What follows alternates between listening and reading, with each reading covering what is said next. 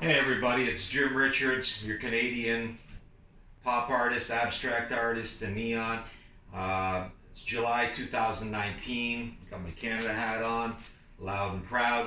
I got a large canvas behind me here. I'm about to show you my process, how I paint my neon pieces, and exactly the type of structure I go through when I'm creating a piece.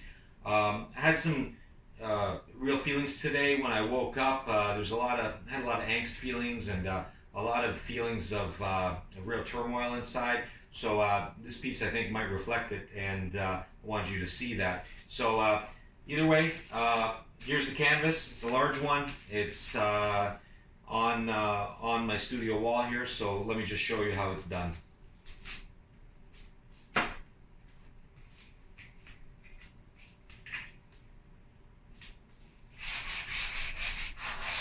I hope a lot of the colors are coming in through the camera for you to see the vibrancy of the colors. This is a messy procedure, so bear with me because I will be changing a lot of various things here because it does get very messy very quick. As you can see, I like my neon colors. I'm painting with my hands right now. I really want to feel this canvas today. I really want to get in there and really feel the excitement of the canvas.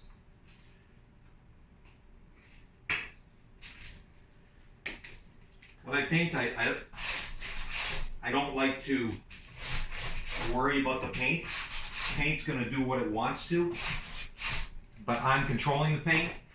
It's my emotions that really, at the end of the day, are going to decipher the true feeling of this piece. I like that. I like my blues. I like my greens. I like a lot of various different types of colors. I want to get that spray paint in there right away so I can get that drip started. And I want to start getting some of that feel into the piece.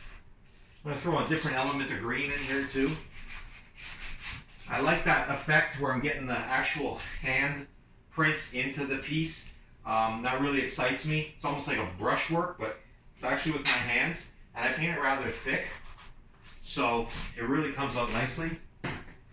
Again, like I mentioned, it's a messy procedure. So bear with me as I'm creating because I'm going through a lot of towels right now as I speak. That's a neon pink.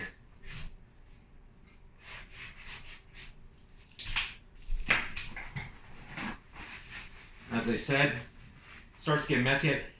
I paint quite thickly with my paint, so I don't look at the actual amount of paint that I'm applying. I want to make sure I'm conveying the message more so than, again, very nice work right there with that, with the hand in there. Throwing a little bit of orange in there. Again. Now, I hope through the lens you can see the neon popping through and the bright colors. You can see it all over my hands.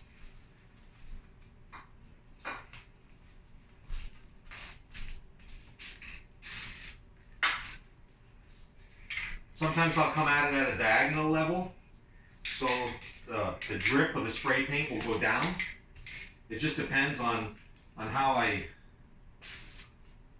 doing this right here to kind of blend through that yellow into that neon pink.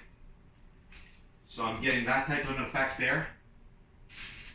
Again, another type of, just a little bit of a spray effect going into that.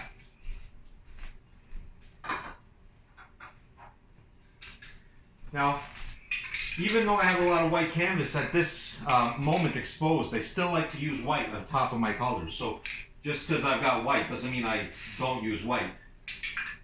And yellows. Again, getting the blend to go through.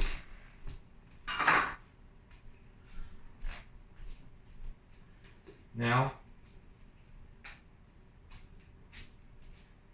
I do like my drips. I don't know if you can see on my studio floor, but this is quite, it gets quite messy.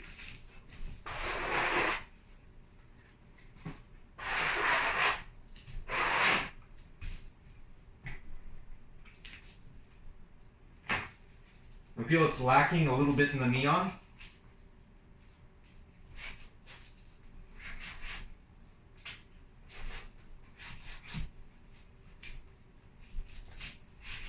You know, some people are asking me my influences. You know, I'm very much of an action painter. I like using my hands. I like getting involved in the piece. I like, you know, getting into the canvas. You know, I like a lot of the abstract artists, expressionist artists. You know, I guess you can consider this even performance art, but I'm not really trying to put on performance. I'm concentrating more on my painting, but I like to interact with my canvas.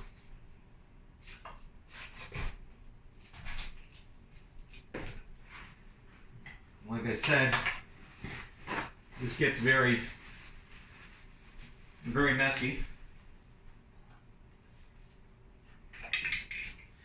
Now,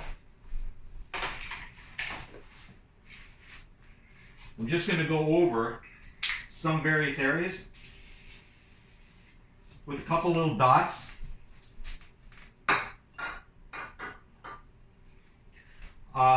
I really like Yayoi Kusama's works.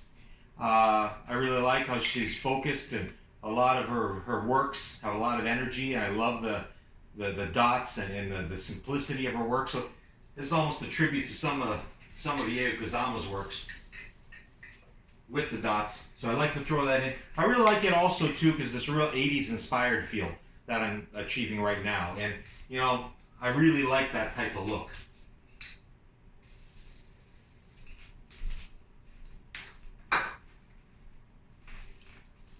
This painting won't be done in one video, so this is video number 1.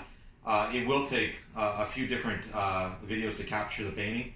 I might skip some steps to make it a little shorter, but stay tuned, and video number 2 of me furthering the process will continue.